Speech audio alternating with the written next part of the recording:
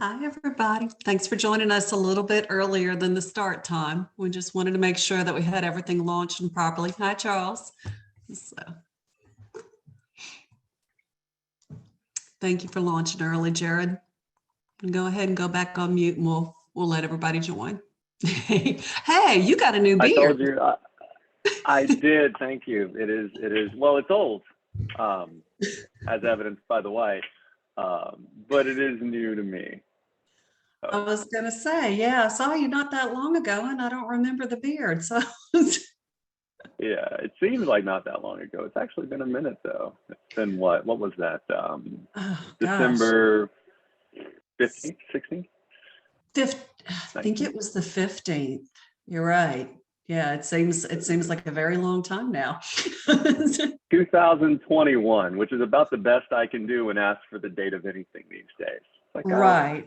I still have to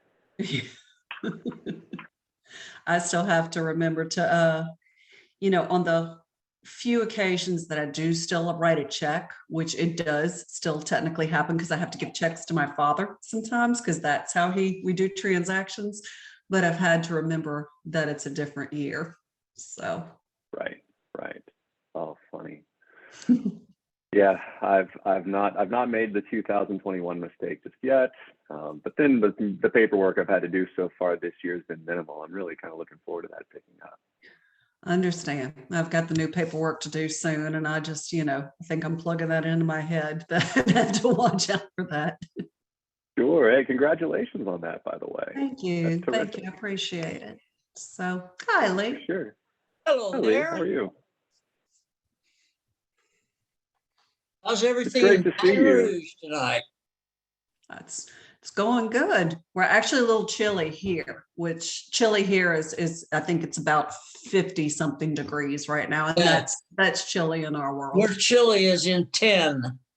Oh, yeah. I don't think we could handle it. So that would be a whole different world for us. Yes, it would. So,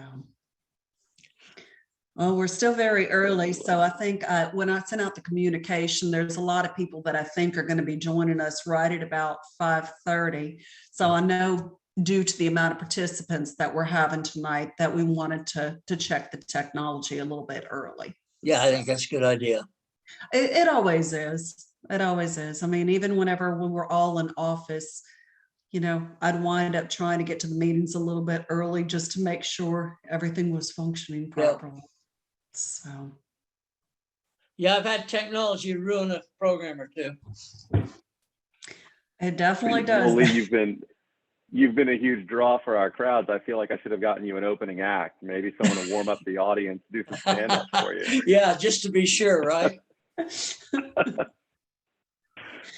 So we can definitely tell jokes during this hour. We can break it in.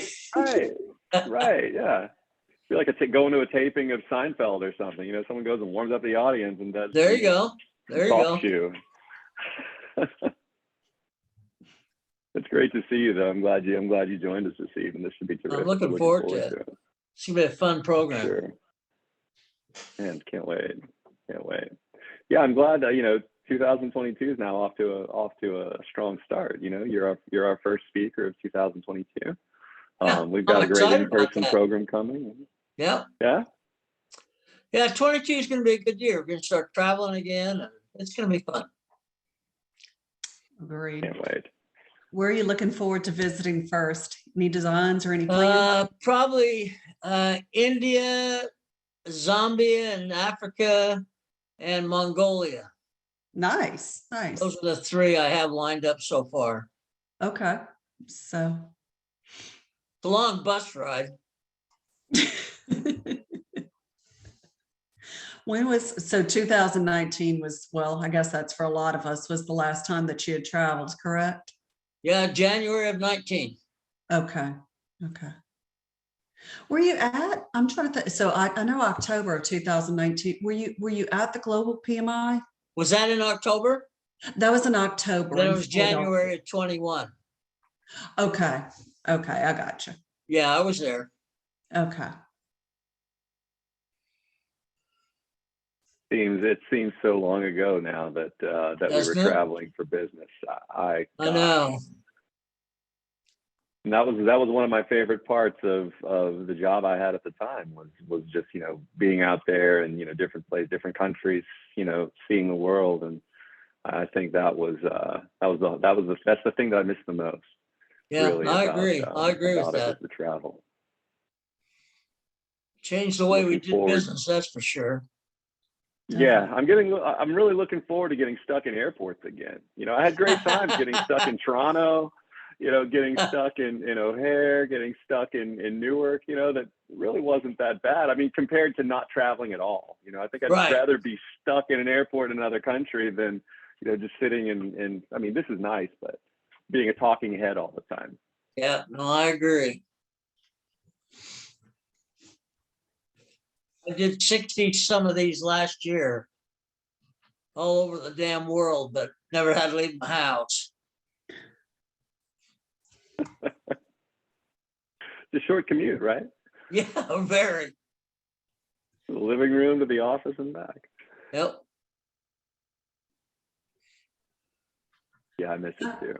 I miss it I'd too. love to hear a little bit of the backstory. I know one of the things in your introduction was that you were one of the founders of the original PMP. Could you tell us a little bit about that? I could. I was actually requested by my CEO of the company I worked for at the time to volunteer my time to help put together this certification program. And I just started a new division called the Project Management Division. And so they thought that made a lot of sense to have me involved. So I got involved from the very beginning. There were 5 of us that started the thing off. It took about over 3 years to put it together. But that's how I got connected up with it. Now all of a sudden I'm Mr. PMP. I don't know how that happened. I guess the original 3 are dead and 1's retired, so I'm last man standing. Well, I always see your post. I mean, even today, you know, just seeing a lot of different people on LinkedIn for PMP and just always seeing your name and always seeing you as being one of the top people to congratulate them and welcome them to the club. So, Well, it's a pretty important club. I mean, it's really been the basis for PMI being able to do a lot of other things because of the revenue they generate through the PMP. right, I understand.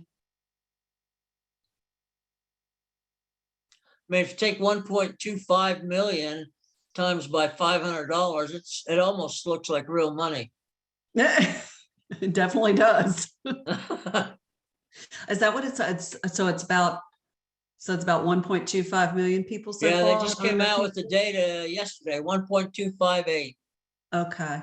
I do think I think May Lynn had shared something on that. That's where I got the it's data. all- Yeah. Okay. Okay. Yep. She's always a wealth of information too. Yes, she is.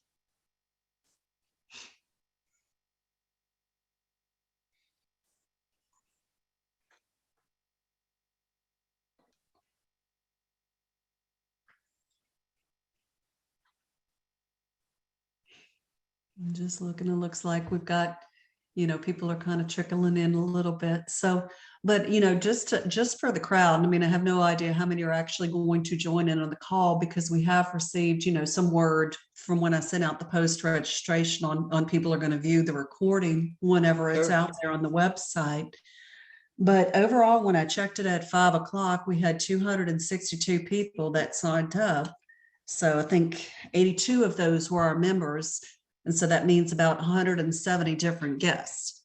So we've also got a guest database, but I know that your posts have gained a lot of traction and we really appreciate you helping to promote this event as well.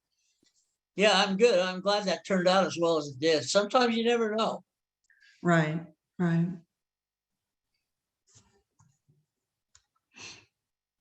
Actual attendees have been running around 40% is all. So you may see 80 people total actually participate. It's just hard to say. Right.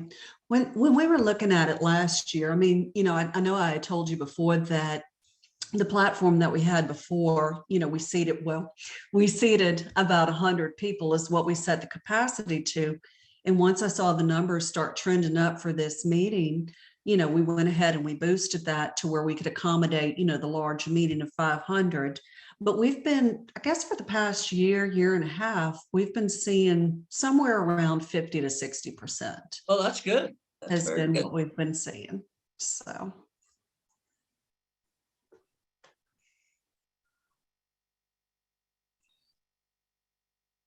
I did one in, I think it was Singapore. They had 770 register and 375 attended. So it was less Oh, than, wow. yeah. Okay. That's still a ton of attendance though. Well, So, yeah, it was still a good group, but far Right. less than what signed up. It was Right, recorded absolutely. also. Well, I think it's just one of those things that, last minute different things, come up. And I mean, especially, with COVID and even things like that, people get sick or they get tired or pulled into different work priorities or, things with children, that nature. True.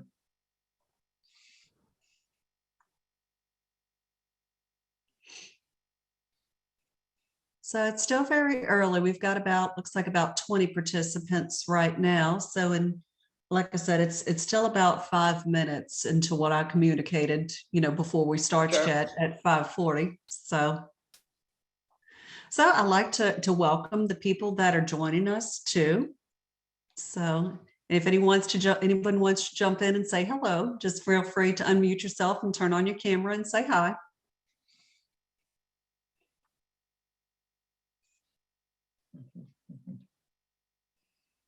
Hi, everybody. Hi, Travis.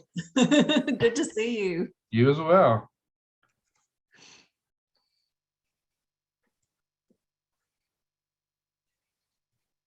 Andy, it's good to see you. Hope Hi, you're doing well. Eduardo. Dr. Prasad Kadukala is here.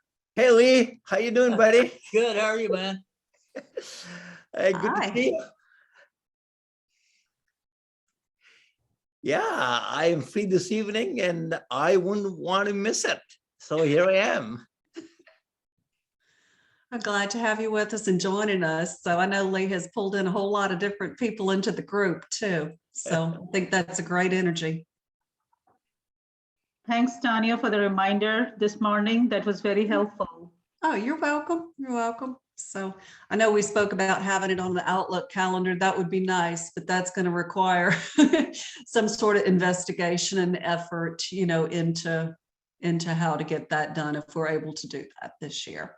So, but you're right, it would be nice. But I think there's a lot of things that go on behind the scenes that happen extremely manually, even down to the dispersing the PDUs and things of that nature. So, and just for the people joining us, and I'll probably keep repeating myself just a little bit.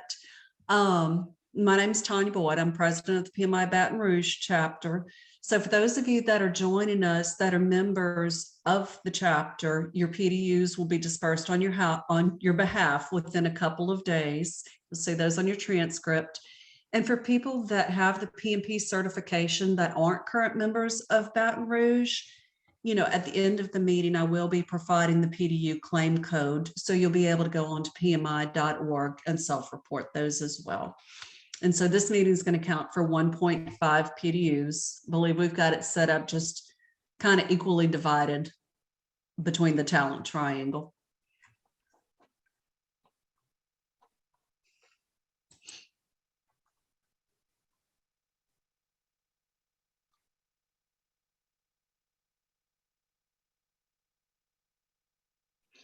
We've got a Fireflies note taker here on the call. That's the first time I've seen one. That's fascinating.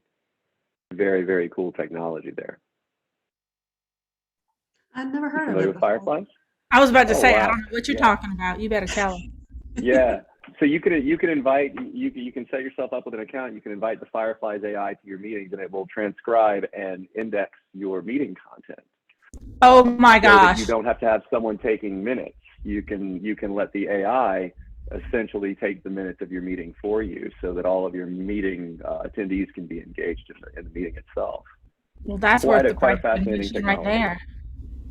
Very much so. Very much so. I love that technology, and the first time I've seen an attendee here, so I'm really happy to see that too. It means somebody's very very interested in making sure that we capture the content here. Well, with the expansion of AI, it won't be long before they won't need us at all.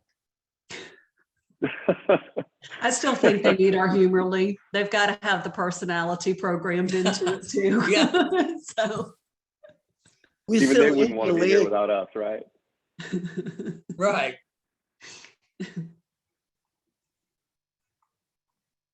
Oh, that's terrific. Prasad, you we've get a got little we've cold got in Chicago? Yeah, it's been really cold. Yesterday, I think it was 5 below wind chill. Oh, no. Oh, my word. Yeah. So how you guys doing in Columbus? It's got to be We're pretty at cold there. about 10 degrees. I don't know what the wind chill is. The wind's not blowing much. Not a whole lot warmer than here in Chicago. Yeah, yeah. It's summer compared to Chicago. Sad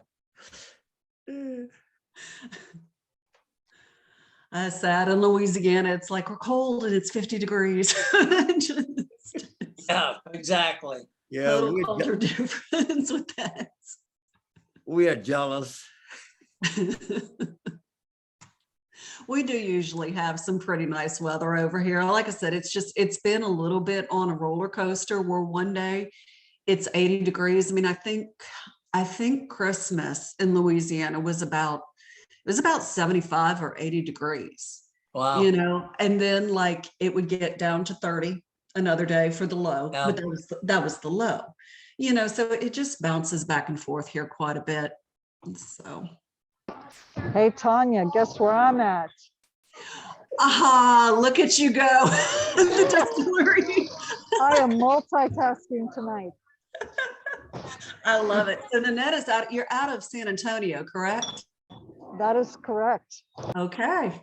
That's gonna be somewhere that I'll have to come visit whenever I'm in That's Texas. right. I am at Ranger Creek tonight, and I am doing the specs on the rimfire bottles. Oh wow. Wow, how cool. Not that I needed another reason to visit San Antonio, but wow. It's been years. That's a great city. San Antonio is beautiful. Let's see. Well, it looks like we're up to 69 and we've still got probably about 7 to 10 minutes, you know, before we start, just to give people an opportunity to get on the line before Lee starts with his presentation. You know, and for those of you that are just joining us too, we are going to be recording this session as well, and it should be on our website probably by this Thursday.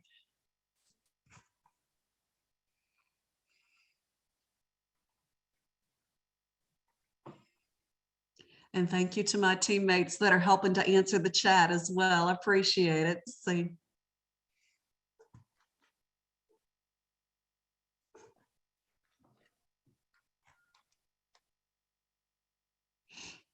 Okay, I'll go ahead and I'll just kick off some of the Baton Rouge or the Louisiana chapter, you know, reminders. So I wanted to welcome everybody here today. Just kind of make new board announcements. And for those that are of you that were engaged with us in 2021, y'all probably already know, but so this year I'm the president. Kimberly Plant is over finance. We've got Jared Gaspard, who's helping to moderate, that is over our programs. Tina Morton is joining us as military outreach. We've got Wesley St. Pierre as communications and Emily Ward, that's over our membership. So on behalf of PMI Baton Rouge, thank you all to everybody who's joining us in 2022 and engaging.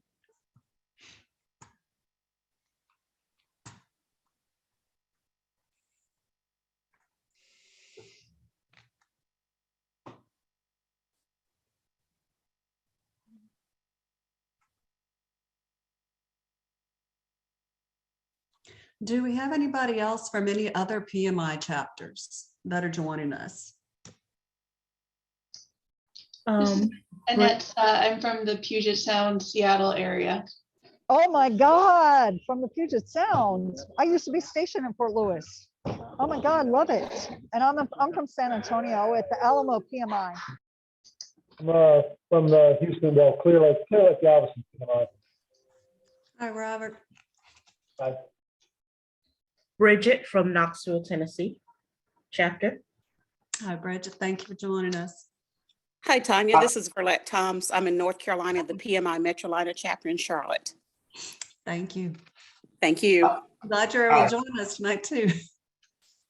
Hi, I'm Perry from the PMI South Florida chapter. Nice to be with y'all. Thank you. Hi, this is Mohit from PMI Bangladesh chapter. Thanks, Lee, for joining our symposium not too long ago. Pleasure. And I'm also from the PMI Wichita chapter. Good to be here. Good to have you. Thank you. Yeah, this is Shanti from PMI UK chapter.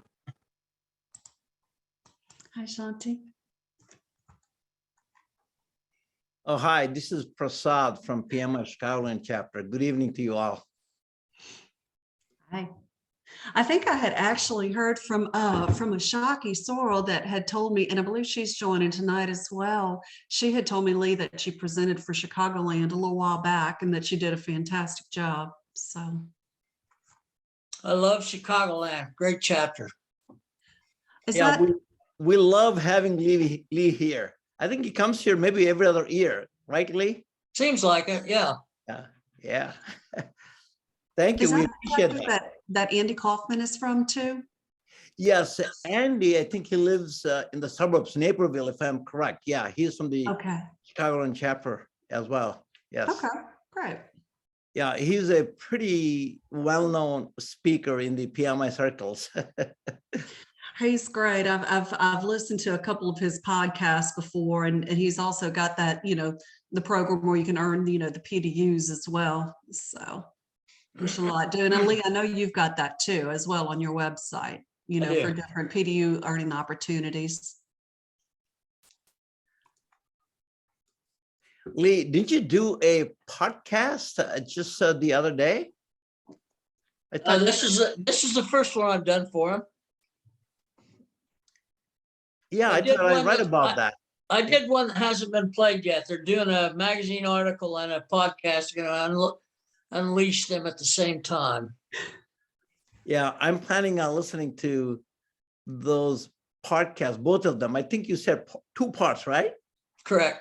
Yeah.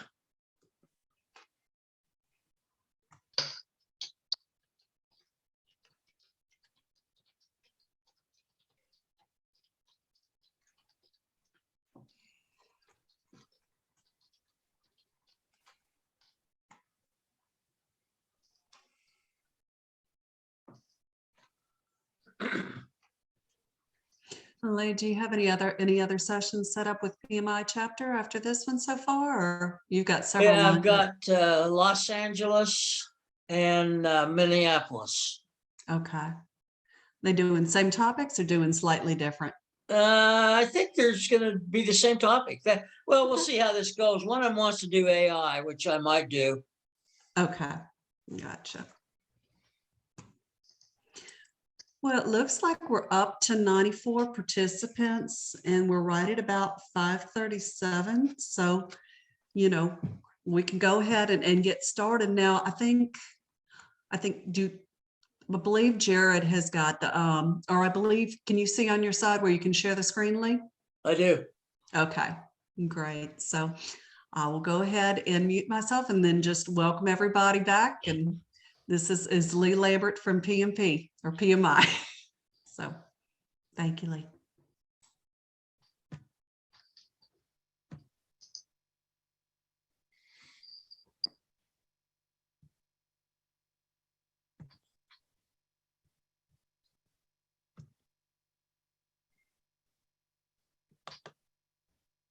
Very good, Lee. Are you ready to present? Would you like me to go ahead and give a little introduction? Do a little intro. That's okay. I just got the slides up. No problem. Oh yeah, right on. Well, look, I'm going to kick it over to you. So thanks so much. All right. Well, this is kind of a fun little program. I've not done this before in this kind of a truncated mode. What I'm going to say tonight's going to be about an 8-hour training program if I were doing it for hard skill training. But this is an opportunity to bring some people back in focus about what project management is really all about. So I want to just make sure you understand that I am older than dirt. I've been doing this for 55 years. I've been a PMI member for 44 years. And nothing's really that new. So I'm kind of excited about talking about what it takes to really set up their ability to use all of the other crazy tools that we've come up with. And our toolbox is, I assure you, quite full of the different items that we can use in order to do our project management more effectively. So each year there's more things added to the toolbox. So it's not as though we're stagnant by any stretch of the imagination. So if you look at this toolbox, you can see all of the, I'll call it stuff that's in there. All of it has some role to play. All of it adds some value, but most of it is dependent upon what I'm going to talk about this evening. Now, the other thing I want you to know is that in my view of the situation currently, the most important topic of project management doesn't fit in the toolbox, as you can see here. As far as I can tell, the people I work with on a day-to-day basis forgot about common sense.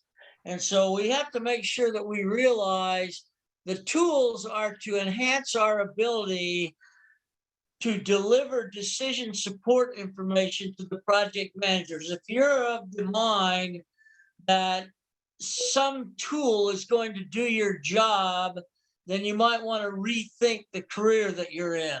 What I find is that people have become dependent upon tools to the extent that they stop thinking and don't really pay attention to what the information is going to be telling you. And we've entered into a situation right now with automation where pretty much the focus is on delivering data, mountains and mountains of data. Somewhere along the line, someone has to interpret all that data and turn it into actionable information that supports decisions for the project.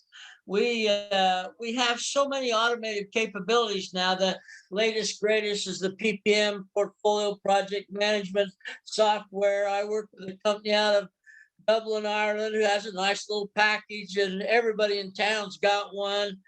And if you're not careful, you can be inundated with too much data.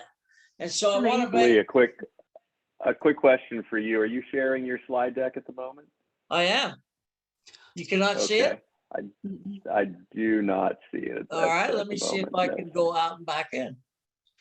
Yeah, these are great slides. You don't want to miss these. I don't.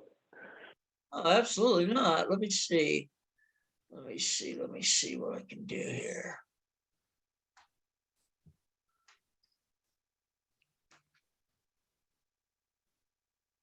Hold on, don't go away. That's doing it. There we go. Perfect. Better? Thank you so much. Sorry to interrupt you there. Oh, no, I'm glad you did. I could have been 2/3 of the way through, but hadn't seen the slide yet. I mean, they look good to me. Okay, so there's a toolbox. Okay, now I'm gonna have to start all over and say all the things again. But no, what I'm saying is that you've got to understand that somehow along the way, we decided that what we need are more tools. And so I want to spend some time tonight talking about the tools that I've grown up with. Again, remember, a lot of you on this call were probably not born when I started practicing project management. So I've had a little time to look these things over. And I think that once we get to the common sense idea, then you'll start to see how this all fits together. I came into project management in 1966. I went to work right out of school and decided I didn't want to be an engineer. So I wanted to find something real easy. And so that's how I ended up in project management.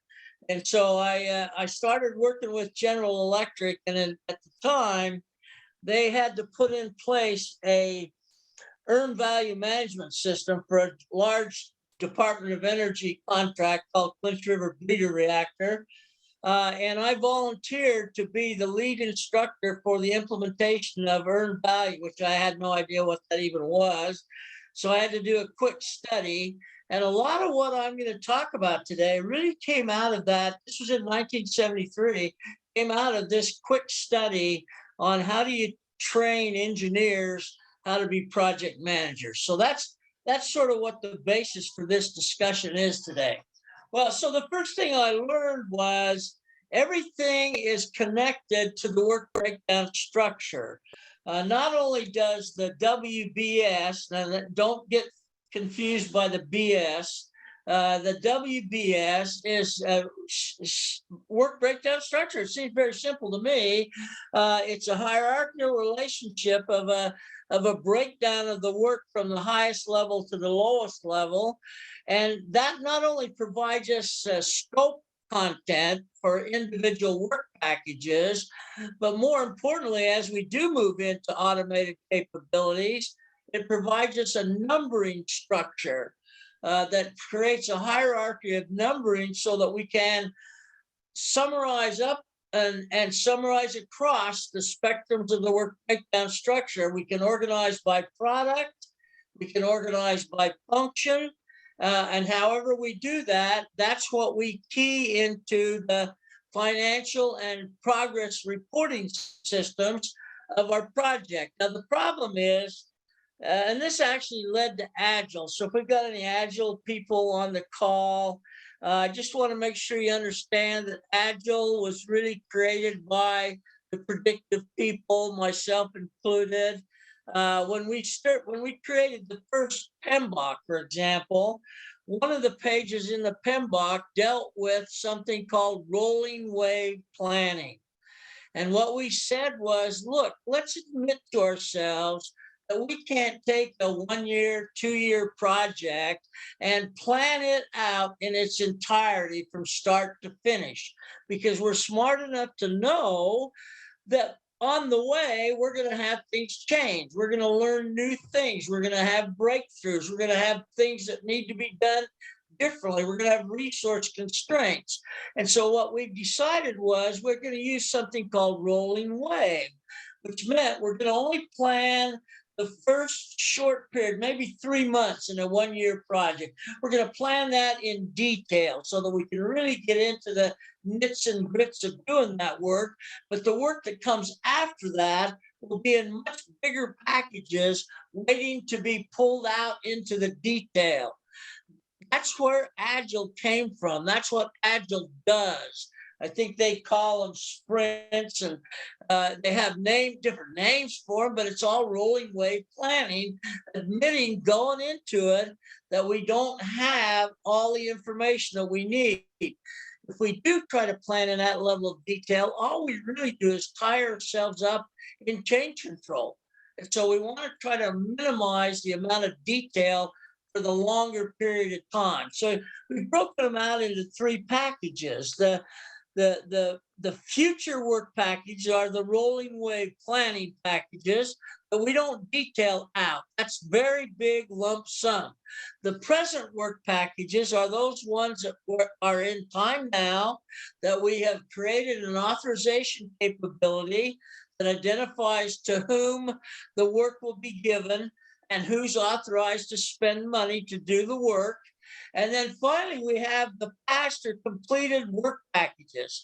And these happen to be, this is my opinion again, these happen to be probably as important as the other 2 as well, because this is what we base our learning curve on. When we have past or completed work packages, during the process of completing that work package, we learn something.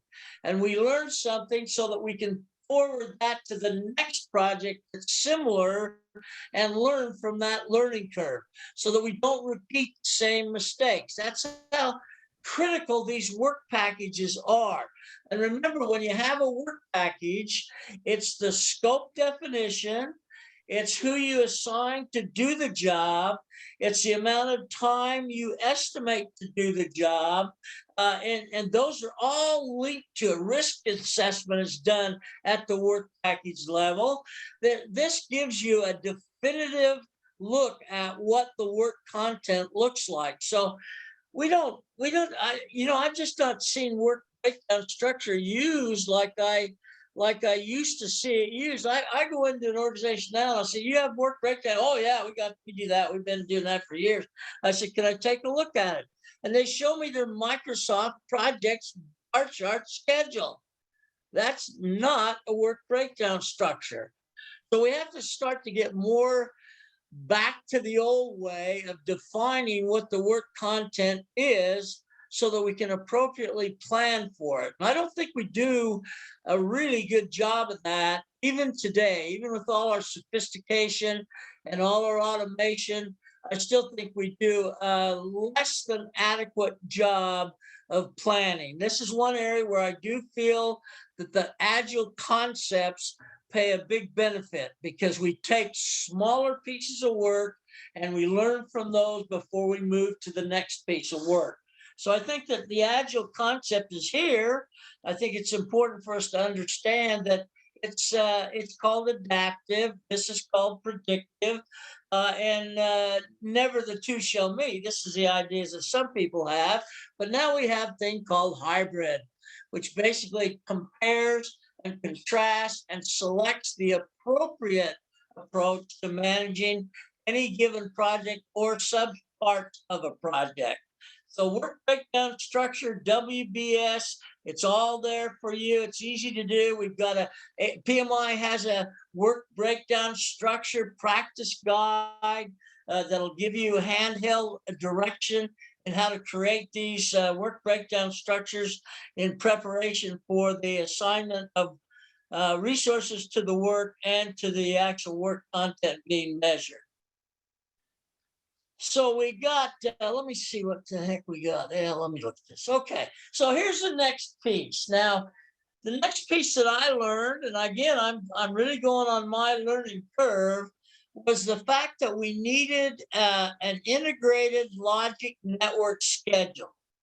One of the beauties of the work breakdown structure is that each of those work packages have to be defined from a linearity standpoint and have to be defined from a precedent relationship. So every work package, we know that, except for the very first one, we know that every work package has an input and every work package has an output. And so with the scheduling systems that we have now, creating a critical path schedule is really not that difficult to do it from a system standpoint, to do it from the reality of spending time talking to people about what comes first, what comes second, how long will it actually take, so that we can then determine where the critical path is. And just think about this for a minute. If you're managing a large project, large, maybe 500, 600, 700 activities, well, only about 25% of those are going to be on the critical path. And if you remember what critical path means, it means that every work package that's in that path has to be done exactly when the schedule says it will be done. And if it isn't, it will have an impact on the critical path. That means 75% of the activities are not on the critical path. Now, some will say, well, the critical path is obviously the most important. I would argue that. As a project manager for as long as I've been, I would argue that vehemently, as a matter of fact, because I think those work packages, that those 75% that are not on the critical path, they are therefore on float paths. Now, float paths give you the flexibility to move that particular work package around up to the level of float that it owns. And with that float, then it can respond to challenges that have occurred in the non-critical path. It can be used to respond to resource allocation problems. You've got to remember, we work in a matrix environment. That means we are sharing resources among multiple projects. So if you don't have a critical path schedule, which identifies the float paths, you can get into a lot of trouble by assuming that you'll get the resource that you need when you need it. That's just not the case in a matrix. I think there's plenty of you that will attest to that. So we've got to recognize where this goes. The other thing that we've got to consider is almost every project starts out behind schedule before they even start working. Now, let me tell you why. Don't say, oh, well, this guy's nuts, he's lost his mind. No, this is true. Every project, almost every project, is behind schedule before it even starts. And the reason for that is simple.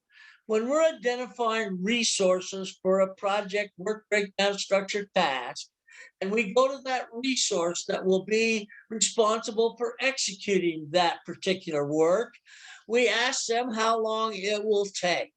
Well, if you've got a subject matter expert, they look at it, they say, oh, okay, I've done these before. This will take 40 hours, okay? 40 hours. And so we put that in, 40 hours. Well, what they've not considered is that same person who just gave you the 40-hour duration, or resource effort time, is also doing 4 other projects. So now what he says will take 40 hours, that's effort hours. You don't know what the duration hours are until you can see where that subject matter expert is plugged into other projects. So if you want to look like a smart project manager, you want to look like an effective project manager, you've got to realize that in a matrix environment, we have to very carefully account for a person being assigned to multiple projects at the same time. If we don't, projects will start to slip. We will expect someone to be done in 40 hours when in fact he'll tell you, well, I meant 40 effort hours, but it's going to take me 160 hours to actually finish that 40 hours worth of work. We don't account for that. I've responded to many a project manager who can't figure out why in the heck we're still running behind on these schedules. Well, it's because you planned it that way. You've got to make sure you understand what the resource distribution impacts are as you execute these sort of projects. So that's one of the things that you've got to recognize. Now, I tell this story. About 12 or 14 years ago, I was contacted by Microsoft to come out to Redmond and do a presentation for about 300 of their finest project managers. And these were the people that really were well-versed. Some of them were PMPs, by the way, and they wanted me to kick off a new Microsoft project management approach. And they called me up, and the CIO was the one that called me. Tony Scott was his name. He's since left for other opportunities. But he called me up and said he wanted me to come out and do that. I said, how many? He said, 300 of our finest. I said, well, I'm a little concerned. I mean, Microsoft project commands a marketplace. I may be a little intimidated speaking to the 300 of your best. And I said, I think I'm going to pass. And then he mentioned the money. And I said, well, we could still discuss this a little bit further. And we did, and we came to an agreement. So I landed at Tacoma Airport. They come pick me up in a limo. It's a really sweet ride. And I get over there, and it's I got to listen to the people that have developed the latest version of Microsoft Project talk about how fantastic they were before I was going to get on. But I listened attentively, and they had done some good things. And so then it was my turn. Okay? So I get up and I said, now before I start, I want to make sure that you you all understand why I'm here. I want to make sure expectations are understood. I said, I'm here to, I'm here really, technically, I'm here to lead a pep rally, to try to get you all excited about the new Microsoft project management approach that they're going to be using. And I said, there's rumor that you guys are delivering late. I later confirmed that it's not a rumor, but I said, so this is something that's really important. So I want to make sure that you understand that's why I'm here. I'm not here to train you how to be project managers, but I'm here to expose you to the benefits of using this new process. And I said, but before I do that, I want to ask you a couple questions to sort of get myself positioned correctly. I said, now there's 300 of you here, the finest in Microsoft from pretty much all over the world. I said, I want to know, just by show of hands, how many of you actually use Microsoft Project to manage your projects? I said, just hold your hand up. And so I waited a couple minutes, and before I was done, out of the 300, about 39 people, hands went up. I said, wow, that's kind of low. And at this point, Tony Scott, this surprised him too. He got and left the room. And so he wasn't happy, I could tell that. And I said, okay, well, now he's gone. Let's talk. I said, if you're not using Microsoft Project, why? Why are you not using the system that can command 70% of the market share in project management? And I waited, and finally a lady way in the back of the room, she stood up and she said, well, Mr. Lambert, she said, the reason I don't use it is it's too darn complicated. Too darn complicated. These are the people that design and execute and sell the system. They're saying it's too complicated. Well, that sort of struck me. So I said, okay, and let's go one step further. If you're not using Microsoft Project to manage your projects, what in the world are you using? Well, it turns out that they're using Excel spreadsheets. Now, I heard about a month later, after we actually made my presentation, that was kind of a negative attitude, to tell you the truth. I learned that Tony Scott had put out a memo that said if he catches anybody using Excel spreadsheet to manage their projects, it'll be the last project they manage. So here's the point. I don't really care what you use, but I will tell you that Excel spreadsheets make it extremely difficult to do critical path analysis, to do float path analysis. I think you need to use Microsoft Project or any of the other ilk of management information systems for projects that will allow you to do that. Otherwise, you are working at a severe disadvantage in terms of how you are able to provide decision support information for organizations that you work with. So I think it's important to understand. I'm not recommending Microsoft Project. Don't get me wrong. There's plenty of them out there, plenty. I mean, if you're rich, you can get your Primavera. Why not? I mean, why not go with the Cadillac of scheduling systems? But it doesn't have to be. It needs to be one that will adequately allow you to put in a schedule with dependent relationships and forward pass, backward pass capability to be able to identify the float paths and the critical path.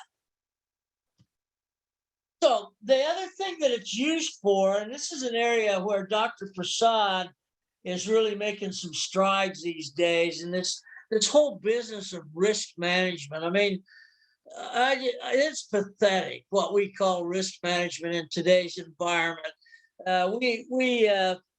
We just don't do a very good job of it. Now, PMI even before PMI, we had the right model. We identified the risk event and the probability and the impact, and then the mitigation or handling technique. And that sounds good when you say it fast. And then came the risk register. Oh my gosh, you'd think that was a miracle. The risk register, where you actually list the risks and then take those steps to define what the risk exposure is and what the impacts could be on the project. Now, take me back for just a minute to my critical path scenario. If you talk about doing risk management by work package, which is really where it should be done, then all of a sudden, the answers you get to how you're going to deal with that risk can impact your schedule substantially, which then gives you the credibility to say, we need to take action, because if this risk event occurs, it's going to have an incredibly negative impact on my project. So we have to understand that it's not the individual isolated project, it's the comparison and the contingency of the risk as it relates to all of the other things that are going on the project. So we have to recognize where those things take place. And if we look at it from the standpoint of the risk event, we need to identify, and to the extent we can, confirm what the potential risk event is. This is not guaranteeing it's going to happen, but it's a potential risk that needs to be looked at, okay? And so when you look at that risk, then you've got to say, well, based on historical data, which is where really effective risk management comes from, unless this is a unique project you've never done before, you should capitalize on the learning curve from previous projects. And this project has this risk, and how often did it occur? And when it did occur, what impact did it have on the project? And you've got to refine all that by quantifying it, by adding it up, by looking at what the impacts are. This is where we don't really get people to make decisions, because when you look at these risks, everybody basically says, oh, that won't happen, or if that happens, it won't have that kind of an impact. Well, I think that you have to understand that that's not true. And you have to then decide, based on the probability of its occurrence and the impact, should it occur, what are you going to do about it? Now, remember, there's they call them handling techniques, where you're gonna mitigate, you're gonna accept, you're gonna avoid, and you're gonna ignore. And those are some of the approaches that you have to take. As a project manager, you need to be assessing the impacts of risks long before they actually occur, so that you have workaround plans, that you have the ability to not be negatively impacted because of a risk event. I think it's incredibly important that we do a better job of risk management. And so we look at this and we shake it off. We look some other place. We hope somebody else will do it. And Dr. Prasad has come up with some fantastic concepts on risk management that he's just published recently. I would encourage you to check that out.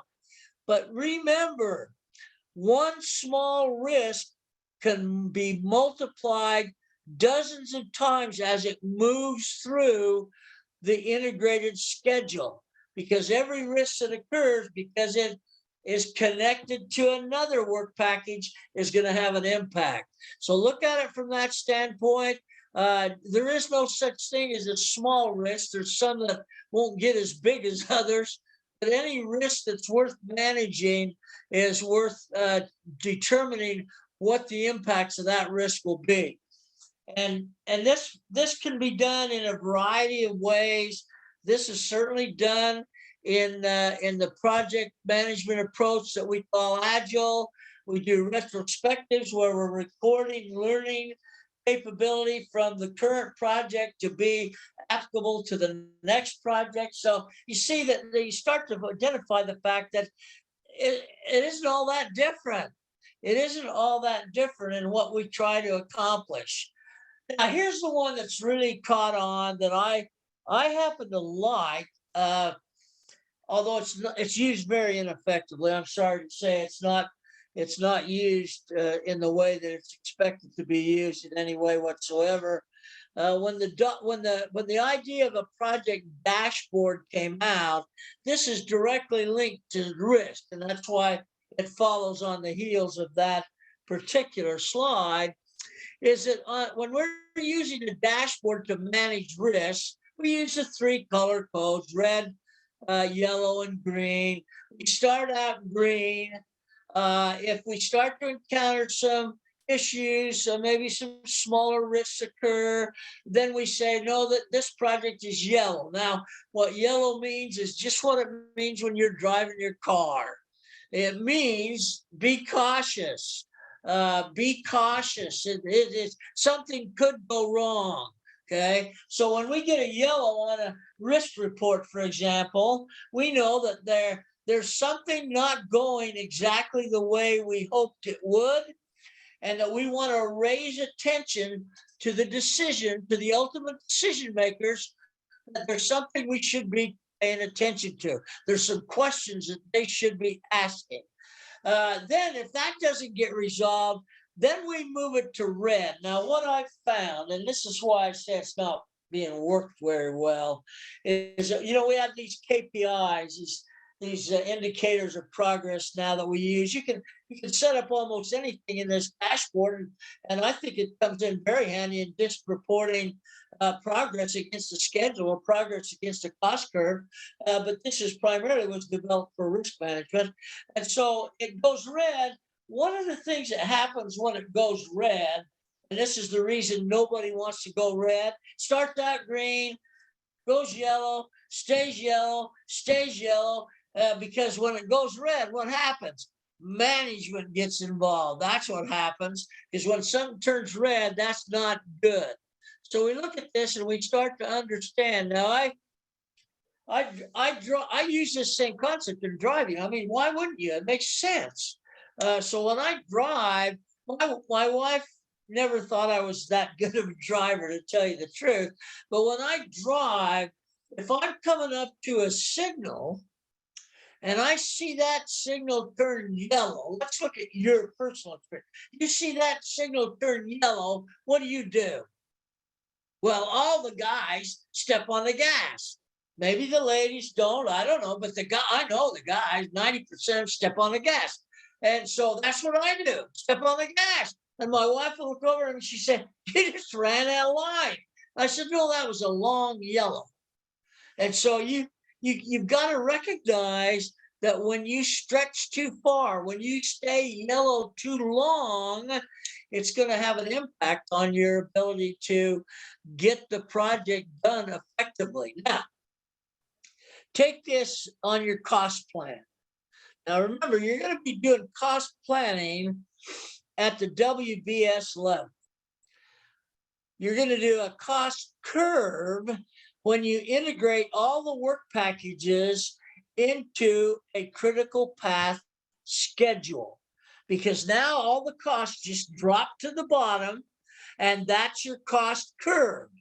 They're not arbitrary. They're not 12 months divided by 12, and that's your cost curve. That's the way R&D people do it, but that's not the way project management people do it. We have a cost curve that looks exactly like our plan, exactly like what we plan to do in the way of schedule and execution. That's where the project plan comes from. And so we can create a curve. One of the beauties of earned value was that we created cost curves and then tracked actual costs against planned costs. And within 30% of the project, I could predict to you what the end cost was going to be if somebody didn't do something about it. That's what we want to do. We want to be forward looking. I think we spend too much time looking backwards, looking about what we've already done, and not enough time looking at what we should be thinking about doing. And one of the things that I learned early on in my GE career is when I go forward with a cost report that predicts $1 million overrun at the end of the contract, I get some attention. I get some help.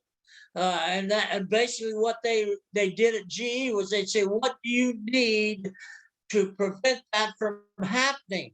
So now I can go back into my plan, see where I might be able to add resources to minimize time, do those kinds of things to get time done, and then be careful not to buy time with more overrun. So you begin to do trades and offsets, balances between cost and time. So these are the things that fit into all of this, and the dashboard can be used to manage any of these things with a very keen eye to the future. So pay attention to what these so-called dashboard salesmen are trying to sell you, because it's worthwhile. It's definitely worthwhile. Now, I want to kind of thank y'all for coming. I want to summarize some things. Nobody is going to own the project plan if you don't own it. So when you get a project, now we got this charter. I know all about the charter, and the charter kind of gives you 2 sentences about what the project is, and then you're supposed to define detailed planning around that. So I want to make sure you recognize the importance of conversation with those people who have been there, done that, got the t-shirt, pick their brains, find out what that particular charter definition means. Where does that project fit? The other thing you've got to do to get this off on the right foot is to understand what the vision of the organization is for the project you're being asked to do.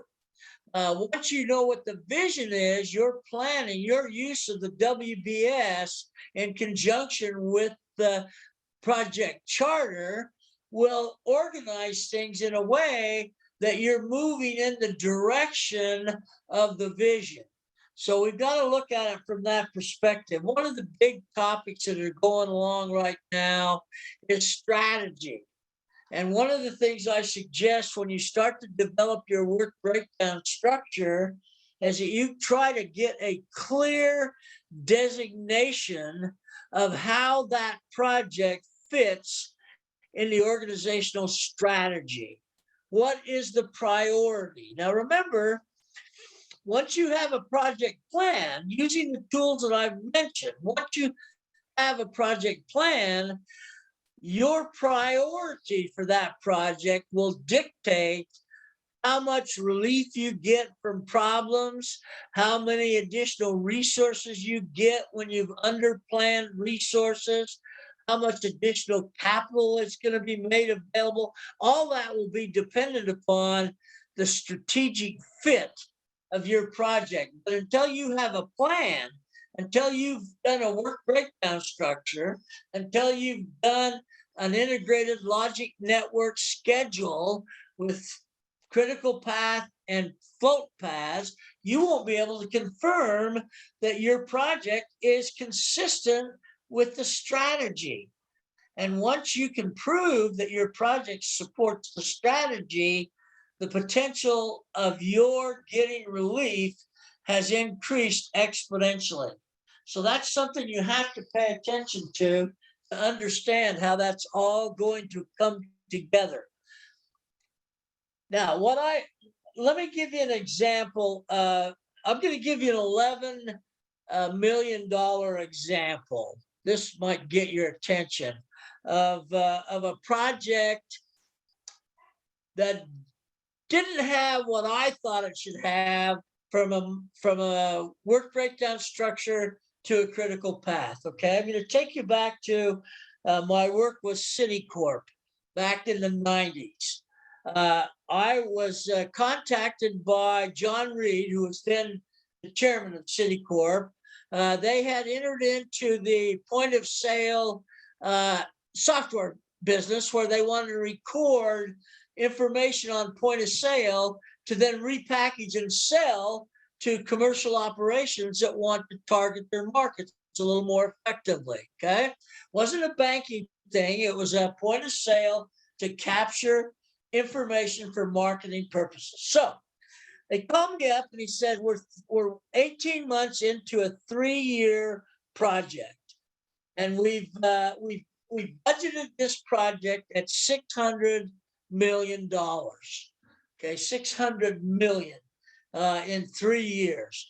And he said, we're at midterm now. We've spent a little over 400 million and we're at midterm. And so, Lee, what I want you to do is I want you to go to Danbury, Connecticut. I am getting together the entire management team of this particular program. And I want you to lead a mid-course evaluation. And the output of your effort is to confirm that we will be done with this program at the end of the 3-year time frame. That's all I want. That's all I want. And I said, okay, I can do that. I can do that. Oh, we went out to Danbury, my wife and I. She traveled with me all the time, and we went out there. And they had rented a beautiful site for this thing to be done, a very kind of a resort type thing. And they had brought 45 of Citicorp's finest executives that were working on this program. This had been given an extremely high priority. Okay. So I gathered the team together the first morning. And I said to them the following. I said, listen, here's what we need to do. This is our mission for this assignment, is that we are going to come up with a schedule that confirms that we will deliver final product at the end of the 3-year time frame. That's our role. That's why you're all are here. And we're going to create this schedule to confirm for Mr. Reed that his baby, he put up his reputation for this, is going to be done on time. Well, everybody said, good, that's good. That's why we're here. We got a whole week to do this. We'll be able to do it easily. I said, okay, so first thing I want to do is I want all of you to take out your work breakdown structures and mark off all the things you've done. I mean, we're halfway in. We've spent almost $400 million. So mark off everything that you've done already. I only want to talk about what's left to do. So I said, so can you take some time to do that? And for a minute, they were looking at me like I was crazy. And I waited. So I said it again in Spanish, thinking maybe it was a language problem, and still nothing. And finally, a lady asked me, Mr. Lambert, she said, what's a work breakdown structure? Oh my gosh, you can imagine. They're 400 million into this program, and they're asking me what a work breakdown structure is. So I started to explain that to them, and I started to question each one. Well, how do you know what you're doing then if you don't have a work breakdown structure? And they said, oh, well, we have lists. I said, what do you mean lists? And one of the guys came up and showed me. He had a list of like about 200 items on a list.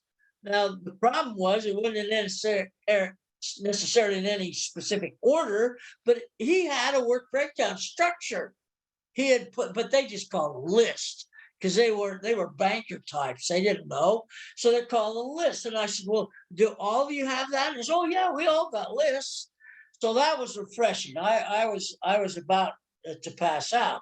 So I said, okay, good. Well, then take out your list And what we need to do is we need to start to put together the relationship of each of your list to the other's list. So we need to take an item off your list and identify what's an input that you need to do that. And when you're done doing that, what's it go into in a subsequent list?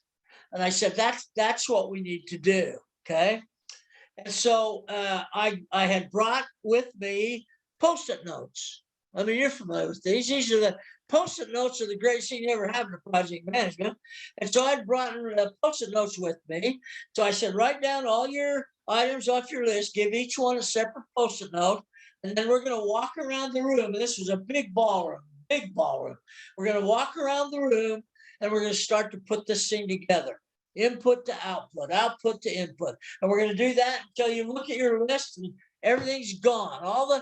We look at the table, all the Post-it notes are gone. They're up there on the wall somewhere. And so we finally did that. Took 3 days, 3 full days to do that. Okay. So, but we had it all up on the wall. And I had thought ahead to bring someone who knew how to work Microsoft Project to make it sing and dance. And so we ended up with 1,100 Post-it notes. And so I gave it over to my admin person. I said, we need to put this in and calculate it and see what we come up with.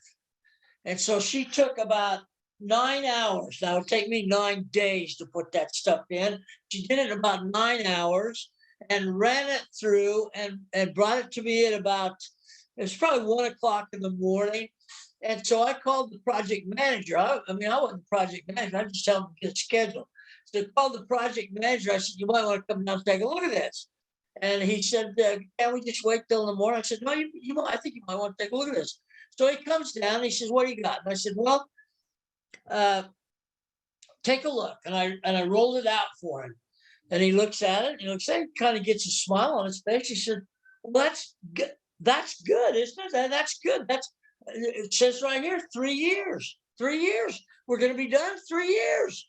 And I said, yeah. I said, the only problem with that is that's 3 years from today. And he goes, that's impossible. We've been working for 18 months. And now you're telling me it's basically the same. We haven't done anything.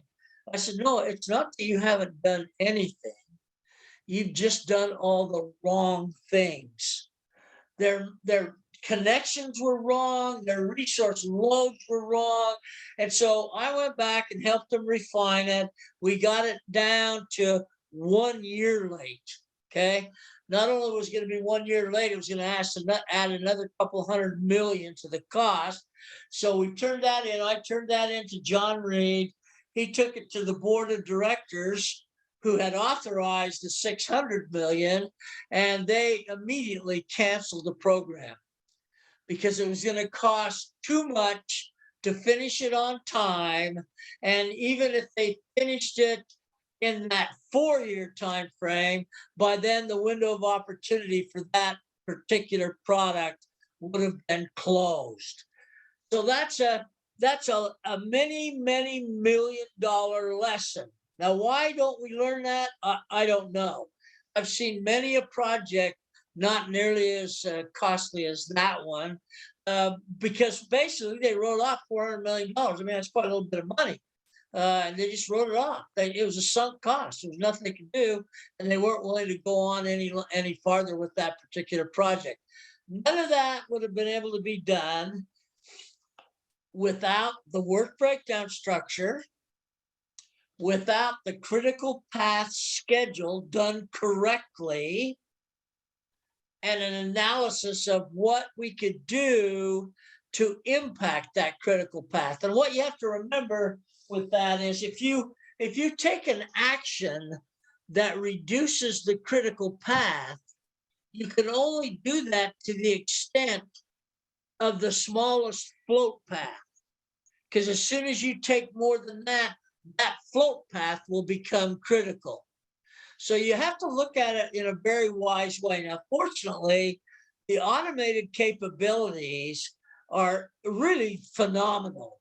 in terms of an analysis, in terms of utilizing the software packages to be able to tell us what the instant impact of making a change would be. In other words, I don't have to, can you imagine having to redo 1,100 post-it notes on the wall, trying to optimize that schedule? You just couldn't do it. It's just too much work to do. But when you put it into the automation and then you just start tweaking it, it quickly calculates the cause and effect of that change.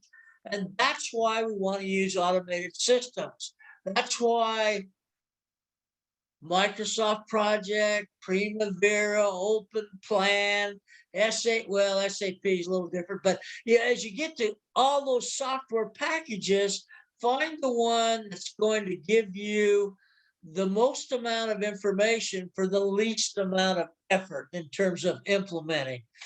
Because the learning curve can be steep. And one of the mistakes organizations make is that they expect the project manager to become knowledgeable, significantly knowledgeable about the software package, and rather than having someone who that's what they do. Like me bringing my admin to Danbury, Connecticut. If I would have tried to do that, would be there for a month. That person did it in 9 hours. So we've got to do a little education with people who still tend to think if we can automate it, it'll be a lot better. I take exception to that. I think we need to automate what we need to be effective project managers. So that's what I've got in mind for you. This is where you can reach me. I love to do this. I talk so much my throat gives out on occasion, but I'm such a huge believer in the benefits associated with project management that I see the growth of the PMI organization still in its infant stages. Now we're at 50 years. We've existed 50 years. We have about 650,000 active members. That number should be in the millions. And they're predicting in the next 5 years, up to 20 million people added to the project management environment. So now's the time for you to stake out a claim as being a very well-disciplined, very effective project manager, because the future is ripe with opportunities. All right, I'll leave it at that, and I'll be glad to take any questions you may have.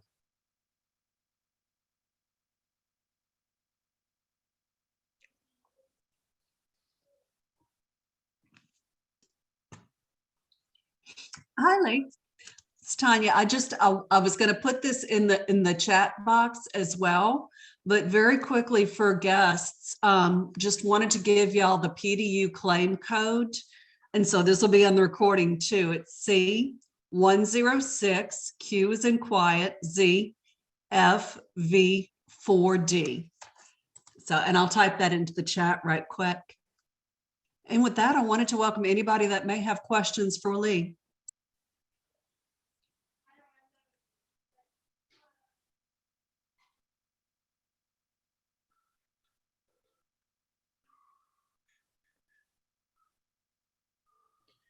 Oh, excuse me.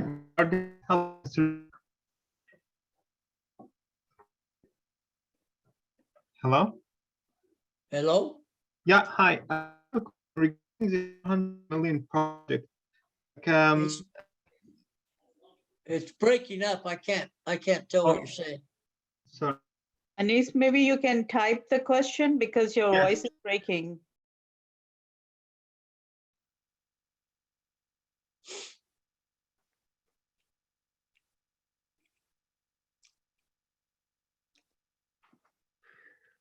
Lee, do you mind sharing the work breakdown structure document that you said that the PMI has? Do you mind sharing where we can find it?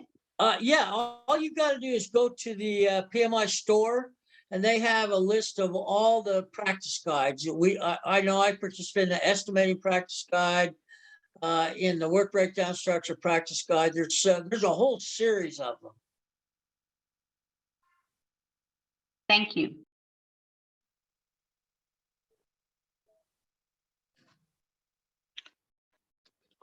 Hi, Lee. This is Kamlesh Patel. Yes. Cam. Hey, thank you so very much for this lovely presentation. I have a quick question for you, and that is more revolving around the fact of a task versus an activity in the breakdown structure. I know that there's a lot of conversation around that, where you've got some practitioners that say, a task is a roll-up of activities, and some that say an activity is a roll-up of tasks. Yeah, I don't think that's changed. That's been that way for as long as I can remember. And the definitive way that I've always addressed it is a task is a roll-up of activities. But if there's a difference to that, depending on the organization, that tends to be an organizational definition. And so you have to be sure that you recognize the organization's way that they have portrayed that. But I've always thought of activity is a roll-up of, or task is a roll-up of activities. Thank you.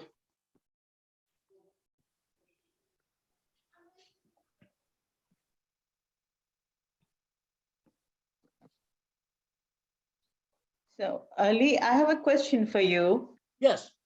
So coming back to the example that you gave about managing that project and evaluating it at when it was at 50% done, was it the pre-agile methodology era?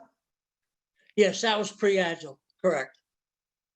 So nobody came up with having an EVM or kind of deliverables where they were assessed with their process for like half of the project? No, and the reason for that was not that that didn't exist at the time. These were complete novices at project management. And they were bankers. They were really bank development, equipment development. And they really didn't have, the project manager they had used to sell Kirby vacuums before he became a project manager. So they didn't have the depth of knowledge. Now, what I told John Reed was it didn't have to be that way. Had we started earlier, had I been given an opportunity at a quarter of the way through, we probably would have been able to finish that project on time. But they were too far into it to recapture that effort. Okay, thank you. Yeah, I mean, investing that much money and not looking at the opportunity costs for some other projects or having a feasibility report Absolutely. without starting Absolutely. the project. He, by the way, John Reed ultimately lost his job over that. Definitely. Makes sense. Yeah, he should have been smarter than that.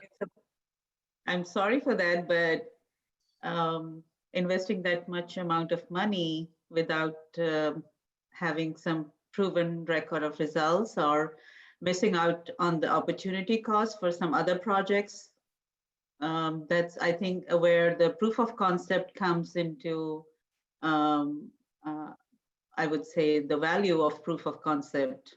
Well, their proof of concept, it's interesting you say that, their proof of concept was some individual who said, I know we can do it. And So that's what what they built it on. What was the biggest flaw you would consider in that planning or the project plan? The failure to identify risks, failed approaches to doing it. They really had no knowledge of how to do POS systems. They'd done ATM machines, but that's not the same at all. And Lee, from what you were explaining, hi, this is Cam. From what you were explaining, it seems like I think everybody was not lockstep in together for the vision and strategy that they were implementing on.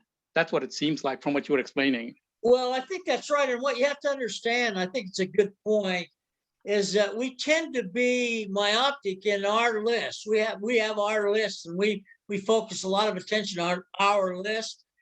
We must broaden our perspective to include anyone involved in the process so that we integrate those components effectively.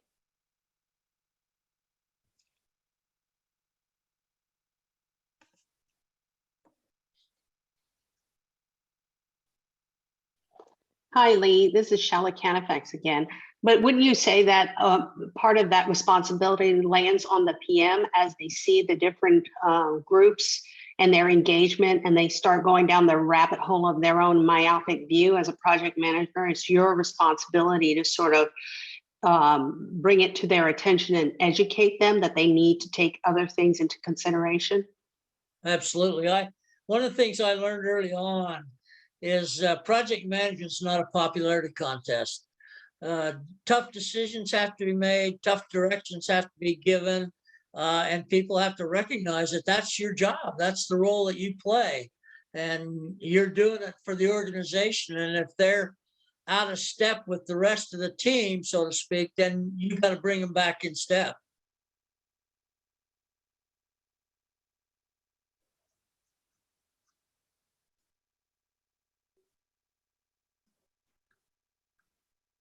Tanya, would you like to take Anis' question for Lee that he typed? Let's see, hold on just a second. I'm gonna go back in the chat box. Sorry, I was responding to some other things. So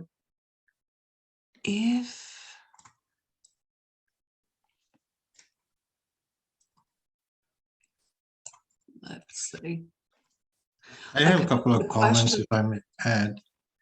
It's kind of surprising in this day of age that a huge program like this $600 million program, that they did not use a proper program management approach. And no one in the middle actually told the program manager or project manager that there is like PMI approach that can be used very effectively. It's kind of shocking. So yeah, it was shocking to me when I got there too, to find out what the status was. The project manager had no real knowledge. He was not effective at all. And I think that John Reed, by saying, let's take a look at it halfway, that was the closest thing to a reasonable attempt to manage the thing that we've had all along. So yeah, it was a dramatic failure. Like I said, he ultimately lost his job over it. He should have lost his job like 2 months into the program. Yeah, no, that's true. I agree. Well, Lee, I have an announcement. At the age of 52, I recently passed my PMP. Hey, thanks congratulations. to you. And today is my first video claim. There Tanya. you go. You're on your way. Awesome. That's great. You know, I had a guy at PMI ask me the other day, he said, did you ever have any idea it would take off like that? I said, are you nuts? Who would have ever predicted? Thank you. We did have one question that I wanted to read out, and if I missed it earlier, because Andaleep just called this out, I'm sorry. I was catching up on some different things in the chat, but this comes from Anis. It says, regarding the 400 million project, have you considered coaching the members to follow the agile approach? I haven't. I don't feel qualified to do that. I don't have the depth. I think any project management oriented approach needs to have a qualified depth. I mean, I can talk about it. I can say all the right buzzwords and everything, but I've never done an agile project per se. And so I've reviewed plenty of them. I've understood them, but I don't think I would. I don't think it would be fair to the project. Okay. I definitely appreciated a lot of, just even the different verbiage, that you use too. And just thinking about that, because whenever I got my PMP in 2014, it was off of the 5th edition, and so I've kind of recently skimmed over the 7th edition. I've got the book, I've read over it a bit, but a lot of just the verbiage has changed so much. And I agree with you. I think some of it is striking a bit of a mix with the old school methodology and some of the new ways, and trying to figure out a good way to marry it in the middle, if you will. I think that's true. So, What I don't think they want to do, and I don't think it's a good idea, is to have separate PMP equivalent kind of certification. I think we need to make one certification and unify it based on agile and predictive. and I think too, even the certification, it's still based off of the 6th. I'm trying to remember, and Lee, do you know at what point it's going to flip to where it's based off of the 7th? Trying to remember if I've heard. Well, I have to tell you, because everybody gets upset about this, the exam is not based on the PMBOK. It's one of the reference materials. There's a list of about 12 of them, which PMI will provide you, but it is not based upon the 7th. There's so many people ask me, well, when are the changes for the 7th going to be implemented on the exam? They're not. It's not based on the new PMBOK. That I makes wonder sense. if PMI or PMP exam will also become like CFA, where it is changed every year and based on the latest and the current scenarios of the world, rather than, something that we are studying. I think they are trying. I just talked with the lady that owns that responsibility today. They are going to do it. I don't think it's going to be every year, but I think it'll be every couple of years. I don't think they're going to wait 4 years like they've done in the past on the PMBOK, because it's not on the PMBOK. It's on the environment and the things that have changed. So I think that is going to happen. I think it's a great idea. So are these changes based on the real world scenarios as they come? Like, for example, in COVID, the project management has changed to some extent, where virtual meetings and virtual decisions are made. Yeah, I think they have to take that into consideration. I think you're going to see a restructuring of the work world completely, to where as many as 50% of the people will be working remotely. And so that changes a lot of things. It is interesting, just even the thought process behind co-location, because I had gotten the ACP back in I think it was June of, I'm trying to remember I think it was June of 2020. So it's almost like you're reading those books and it's talking about tribal knowledge and being co-located and close together. And then of course, the world that we live in today, which is going to sharply really change think about it. If you're going to do stand-up meetings, that presents some difficulties in having stand-up meetings based on virtual representation. So I think there's lots of issues like that that'll have to be paid attention to. It does. So, Lee, this is Kamlesh Patel. I would like your opinion on, where people are talking about, well, I practice Agile, or I practice, the traditional methodology of waterfall. But in today's world, given so many different programs with multiple projects and sub-projects underneath them, kind of tend to be a combination of a variety of different, approaches being used. Yeah, they do. And I think that's why you see more and more the reference to hybrid, because I think that's what they're trying to say to you is, there's going to be a program or a project that some of it's going to be done agile and some of it's going to be done waterfall or predictive. And I think they're smart enough to know that. I don't think all of a project may lend itself to agile nor predictive. So I believe that's where you're seeing it go. And I hope that that's true, because I think there's an awful lot of people that are very good at predictive project management. And if you're going to tell me that there'll never be another predictive project, that's nuts. I don't think that's true. Yeah, the reason I brought that up is because I practice hybrid, where I look at what my team is doing and what requirements are coming down the pipe, and I'll split off from a waterfall into agile if I'm rushed for time, almost like crashing and paralleling a project, and then kind of run back into waterfall. Well, and I think it's being wise enough to know when to make that transition.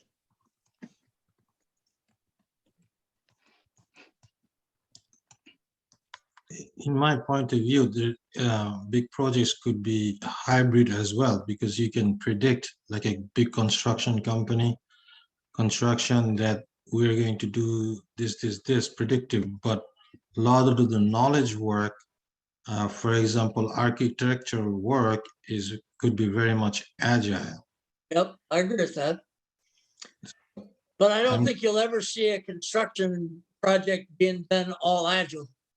It's not going to be all agile, but we cannot forget the predictive model that I want to finish this job in 3 years, but I have to do this little jobs in agile mode, especially when it comes to the knowledge work. And as I'm studying the ACP for exam, like I'm really excited now, I find that both have to be coexistent, not separated. Yeah, absolutely true. And it matches with your thought when you said like the waterfall method. We do more planning on the near future in detail than the future ones, which are far ahead. Mhm. It is almost a hybrid method by itself. Yeah, no, I agree with that. I agree with that. Yeah, I appreciate that you're saying that. It's like kind of sets my mind in ease. In my experience, waterfall still works for the project development lifecycle, but when it comes to software development lifecycle or software testing lifecycle, I lean towards the agile, and overall, I think the hybrid works well. Yeah, and I think that's what I'm hearing from most people. I mean, in technology, at least the projects for project development, yes, we can go on a waterfall model, but for the software development, I think agile works best. Well, another area which basically where I grew up is in R&D. R&D, Agile is a great fit for R&D. Yeah, I agree with you. I'm also doing my PhD thesis, and I can relate that it's all agile. Every week I have to report to my supervisor, and then now I'm like cutting out what's my incremental goal every week. Yeah. Every week, huh? Every week, twice a Wow. week. Wow. That's very much incremental, you know. You can't get away with anything. No.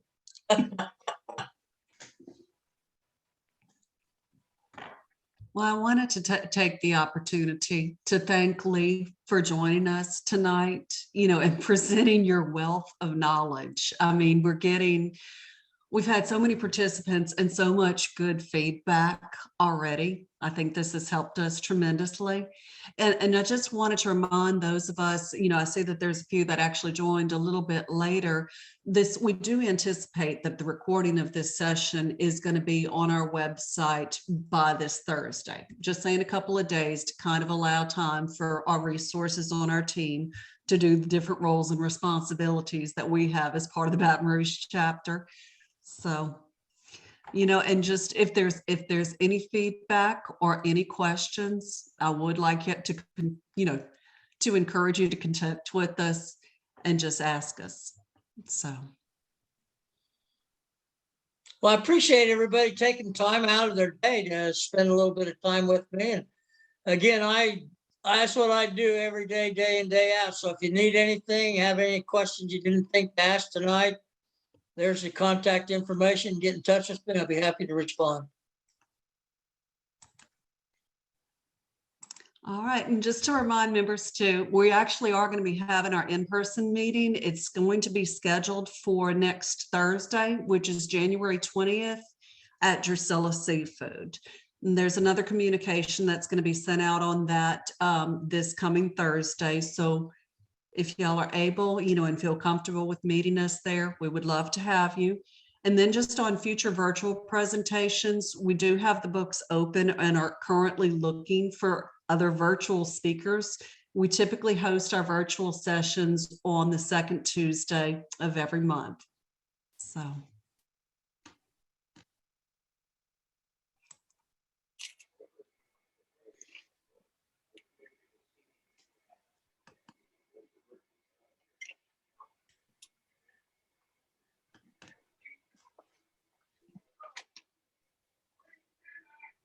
Right on. Well, it's been terrific. I think this was a fantastic presentation, great engagement from the group. And yes, as Tanya said, we're very much looking forward to seeing those of you who will join us next Thursday, Drusilla Seafood in Baton Rouge. If you've got a topic you'd like to bring to the group, please feel free to reach out to us. All our contact information is on the chapter website. Lee, thanks again. What a terrific presentation, and we appreciate your time this evening. Thank you very much. You guys take care now. All right. Thank you You do so the same. much. Thank you to Bye-bye. everyone. Have a great night. Thank you, everyone. Bye. Ugh! Oh.